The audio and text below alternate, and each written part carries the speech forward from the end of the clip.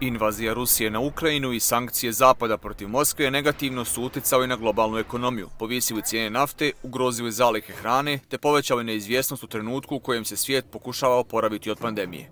Zbog toga, Međunarodni monetarni fond predviđa sporiji ekonomski rast od planiranog.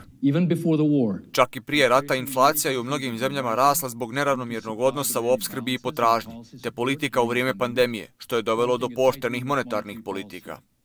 MMF je umanjio prognoze za rast sa 4,4 na 3,6%, a Svjetska banka sa 4,1 na 3,2%. Veće cijene energenata i roba doveli su do manje proizvodnje i porasta inflacije. Bijela kuća za to krivi Moskvu. Govorili smo od početka da će invazija Rusije i predsjednika Putina na Ukrajinu imati produženi utjecaj na globalnu ekonomiju, kako na tržište nafte, tako i na druge oblasti.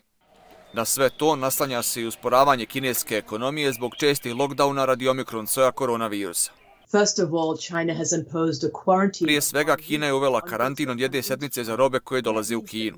To znači da svi proizvođači koji koriste čipove sa drugih mjesta poput Južne Koreje ne dobijaju ono što im treba da proizvedu robu u Kini. Drugo, zbog lockdowna postoji zagušenje u lukama kao što su Hong Kong i Šangaj. Ključni cilj za bankare koji prisustvuju proljetnim sastancima MMF-a i Svjetske banke u Washingtonu je da smanje stopu inflacije bez slanja svijeta u recesiju, postepenim rastom kamatnih stopa, po mogućnosti u zajedničkoj koordinaciji.